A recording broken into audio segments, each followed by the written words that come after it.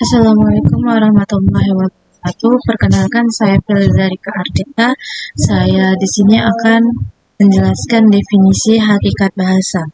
Hakikat bahasa adalah bunyi atau lisan yang merupakan alat komunikasi verbal yang digunakan manusia dalam menjalani kehidupan.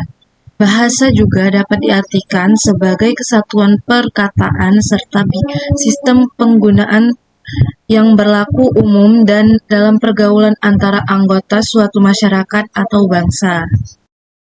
Yang kedua, saya akan menjelaskan fungsi dan pentingnya bahasa. Bahasa sebagai alat ekspresi diri. Sejak kecil, manusia menggunakan bahasa sebagai sarana mengungkapkan perasaan dan mengekspresikan diri kepada orang tua. Yang kedua, bahasa sebagai alat komunikasi. Fungsi bahasa jadi alat ekspresi diri dan sarana komunikasi ada pada tujuannya, sekedar untuk mengekspresikan diri agar diketahui orang lain. Yang ketiga, bahasa sebagai alat integrasi dan adaptasi sosial. Saat beradaptasi di lingkungan sosial baru, setiap orang akan memilih bahasa yang digunakan tergantung situasi atau kondisi yang dihadapi. Yang keempat, bahasa sebagai alat kontrol sosial. Sebagai alat kontrol sosial, bahasa bisa sangat efektif. Kontrol sosial dengan memakai bahasa bisa diterapkan pada individu ataupun masyarakat. Yang ketiga, saya akan menjelaskan sifat-sifat bahasa. Sifat-sifat bahasa terdiri dari 8 sifat-sifat. Yang pertama, ada bahasa sebagai sistem. Kedua, bahasa merupakan lambang. Ketiga, bahasa bersifat arbiter. Yang keempat, bersifat konvensional. Yang kelima, bahasa bersifat produktif. Yang keenam, bahasa bersifat dinamis. Yang ketujuh, bahasa itu beragam. Yang delapan, bahasa bersifat manusiawi. Yang keempat, ciri-ciri bahasa.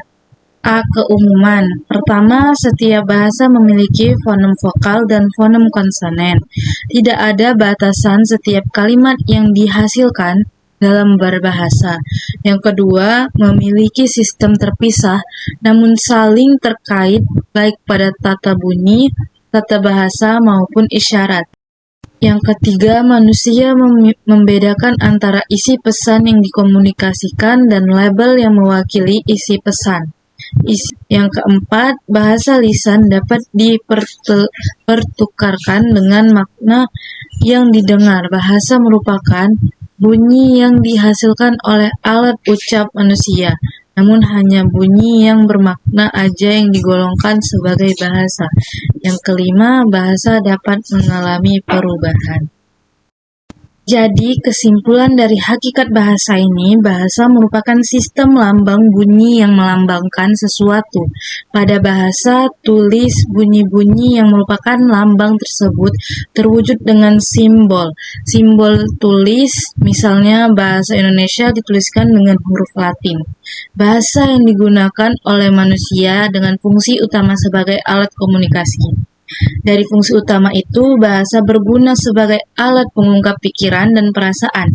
Sebagaimana pandangan Halliday, bahasa memiliki fungsi instrumental, regulatori,